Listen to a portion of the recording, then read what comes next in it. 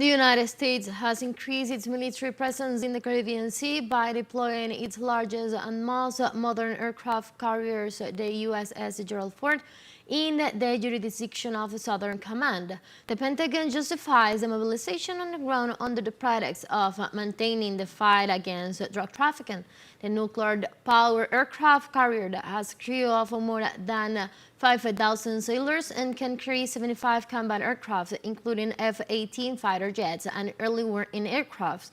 The aircraft carrier joins a fleet that already includes 8 warships, a nuclear-powered submarine, and F-35 fighter jets. The USS Gerald Ford is escorted by the 3 Guided Missile destroyers, which represents a considerable demonstration of force in the region.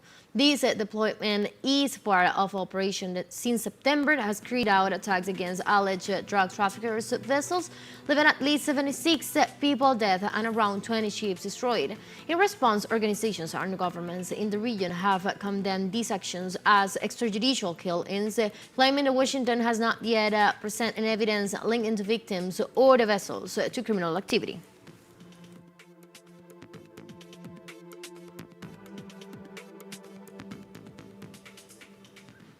And we go to Venezuela, where President Nicolás Maduro announced that the National Assembly approved the law on the Internal Defense Command of the nation. During a meeting with Assembly national leaders, the head of state expressed that this law is a key legal instrument for the government's new military doctrine, which establishes the responsibility of the state and all Venezuelans in defending the Venezuelan territory against internal and external threats. In this regard, President Nicolás Maduro highlighted that the new legal instrument is part of a context of permanent aggressions against the Venezuelan people by U.S. imperialism, which refuses to accept the multipolarity and Venezuela's decision to be free, independent, and sovereign country.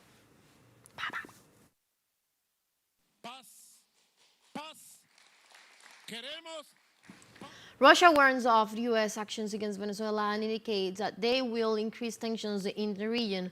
Russian Foreign Minister Sergei Lavrov said that Washington's actions are unacceptable, due to process and damage the United States' reputation in the international community.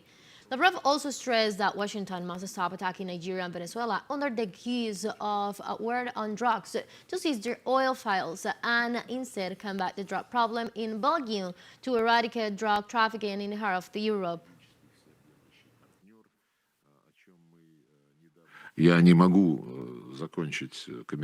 I cannot finish my comment on Venezuela without stating our position on the unacceptability of the actions taken by the United States. Under the pretext of fighting drug trafficking, they are destroying boats, which they claim are carrying drugs, without any trial or investigation, and not just without a trial, but without presenting any facts to anyone.